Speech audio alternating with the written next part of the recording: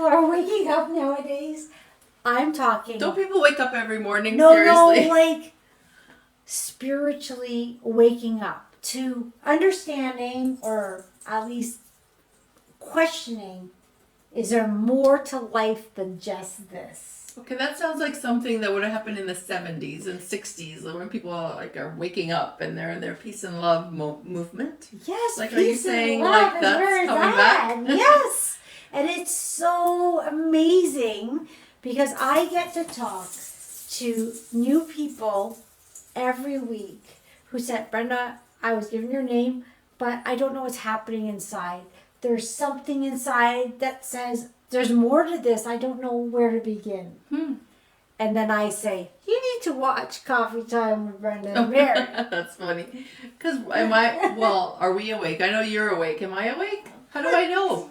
Like, what is wrong with this girl? Like, how do you know? Like, I'm not where you're at, so like maybe I'm just like half awake. Like, how do you know? All right, listen. You're awake. Now the thing is, when we're all at our own stages, but it's just because of the work, because we all have duality, dark and light.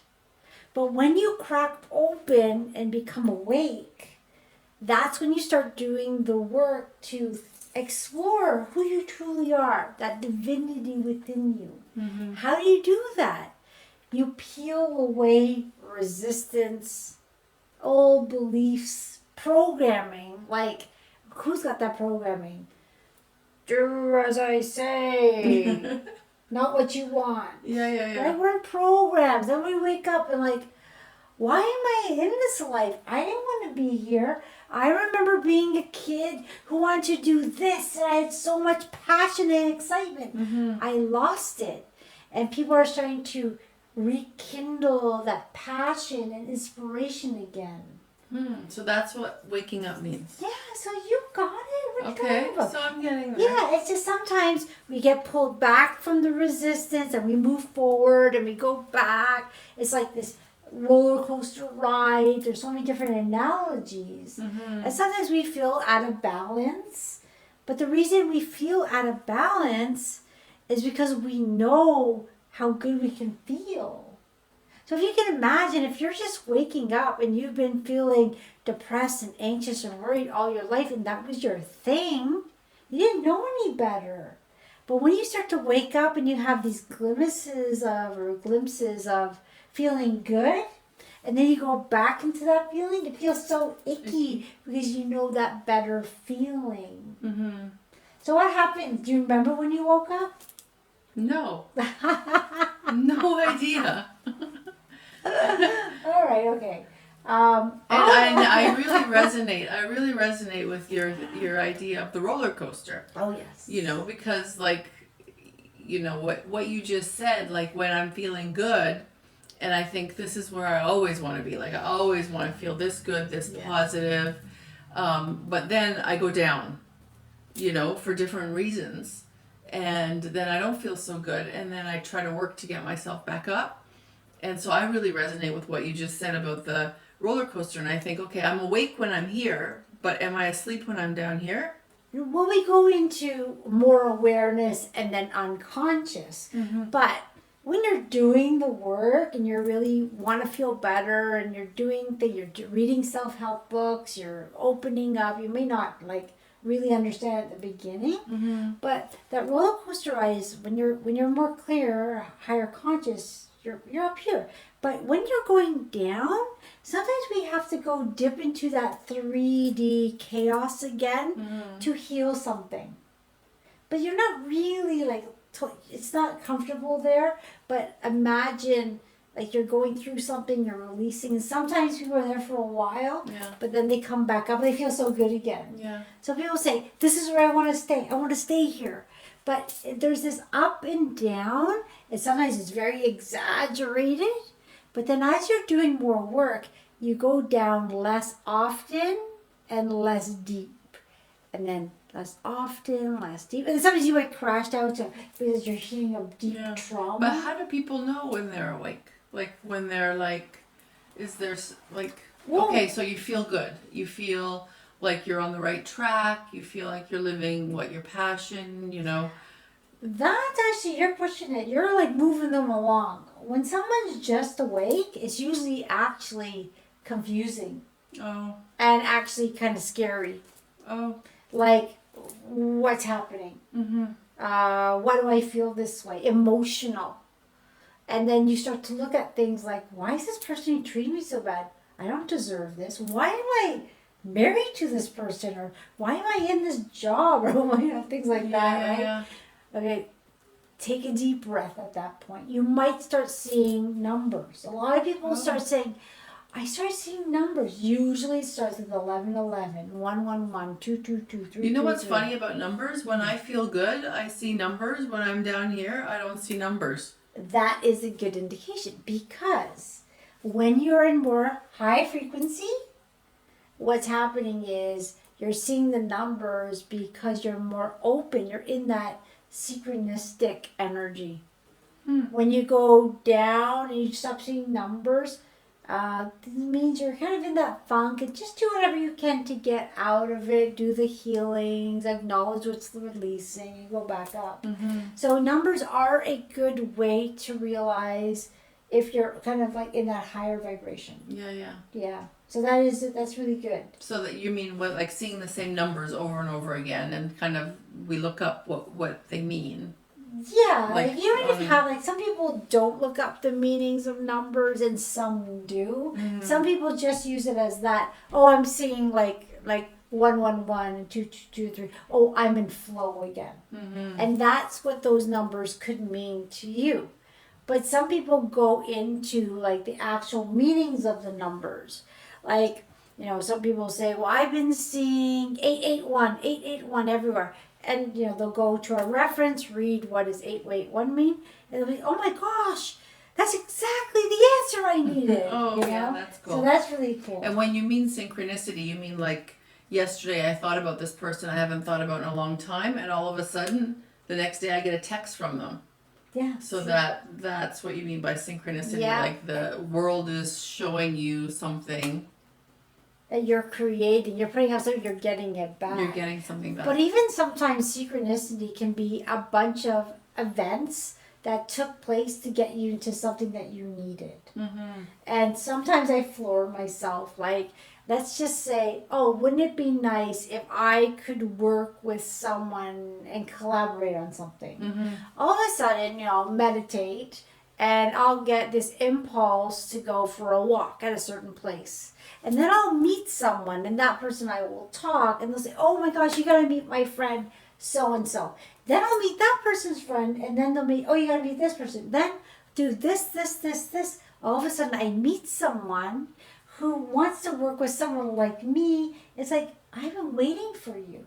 Yeah. But how did we find each other? It was through all these coincidences or synchronicities that brought us together. But also you were taking action. Like you action were is very important. Right? Yes. Like you were moving, you were following your breadcrumbs. You didn't say, I'm not going for that walk, or I'm not going to call that person that somebody just told me to call. Yes. So yes, action is so important. Okay, why do we get into those self-reflections and meditations? For a lot of reasons. But sometimes we get that inspiration. We are in a 3D world, moving to 4D.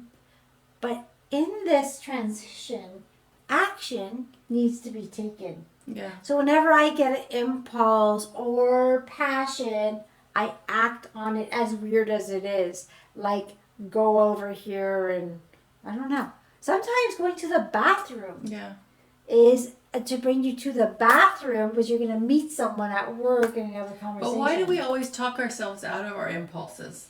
Like, it was raining the other day. I drove by a bus station. There was a teenage girl sitting there getting soaked. And I had the impulse to give her my umbrella. And then I started talking myself out of it. And I'm like, no, I'm going to follow through. I reversed. I gave her my umbrella. And it made me feel so good for the rest of the day. And then the next day, you said you went shopping and you bought like 2 or 3 umbrellas. And you gave me one of yours. Oh, yeah, see? right? Yeah. And it's like, that's such a weird thing. But my first impulse was to help her. But then my second impulse was to talk myself out of it. Because I thought, oh, she's going to think I'm some weirdo. Okay, so that's your negative talk. Okay. Now, this is going to be a whole other topic, Okay. but we all have our divine side and our negative ego, and they kind of go at us. The negative ego doesn't want us to shine or thrive or make someone else happy, because it's all about being negative and causing negativity. So here you are saying, I'm going to give this girl an umbrella. No, you're not. You're going to be a weirdo. But you had the clarity to say, no, I'm not listening to that. Giving someone an umbrella in the rain is a good thing. Mm-hmm. And when you did it, you said, you felt good. Yeah. Her whole day then went into a higher vibration, feeling good. Not only that, you made that girl's day. So you made her happy. Now both of you go to your homes, and what do you guys do? You spread that positivity at home. Yeah. All because you were able to overcome the negative thought within you that says, don't do it. So in that moment, I was awake.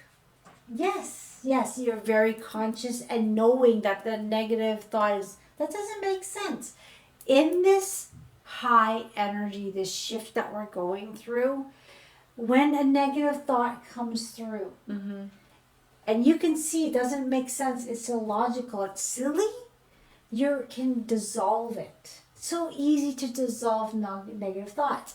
But someone who's just waking up won't have that know-how like you know. But you've been doing this work a long time. Yeah, but I think we haven't talked about how to dissolve a negative thought.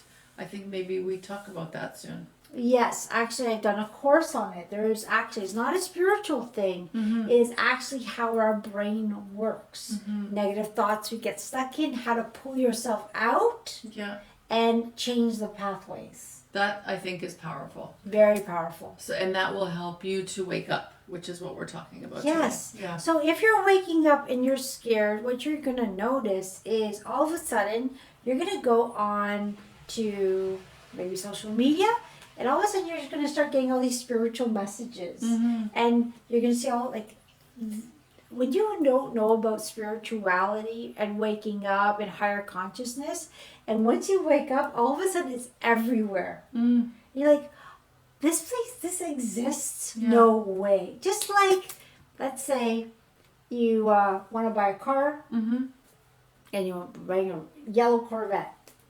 All of a sudden, what do you see? Yellow Corvettes everywhere. That's so true. Right? That's so really whatever true. we think about, we pull into our reality. So when you start to waken up, saying, there's more to this world, what's going on? All of a sudden, things are going to open up because your higher self and your soul really want you to wake up. It's now so important for humanity to wake up because we're in this shift. Are you going to be someone who works on themselves with your own free will and move towards the light and bring yourself in alignment with the new earth that's coming, where compassion and love and joy and health are? Yeah. Or are you going to stay in separation and fear and move into a reality that's not that so nice? So then we go in, we wake up, we go close down, we wake up, and it's kind of confusing at the beginning. Yeah. I remember my awakening, I kept going in and out of awakening. But when I got out of it, like when I would awaken, I was in a relationship, I was in a time of my life where I was kind of living my life based on the expectations of others. Yeah. And when I woke up and realized, what am I doing? If I snapped out of that, I would piss off a lot of people. So out of fear, I would go back into going back to sleep, kind of, and just doing what I'm supposed to do by program. Then I would wake up again. And sometimes the synchronicities were so strong. Like I'd be reading a book and it would say something, and then on a bulletin board there was the same saying about, you're powerful, you can do. I'm like, and then I get so excited and I get scared and go back asleep again and stop reading that book. So as long as we start dabbling into our awakening, as long as we get closed down. I feel like when people are waking up, it would be good to have a mentor or a support person or somebody that you could check in with to support you on your journey through that. Yeah. And so I think we want to let people know that we're here for you. We have a whole community of people that support each other in this way, and learning and healing and being there as happy and healthy as they can be.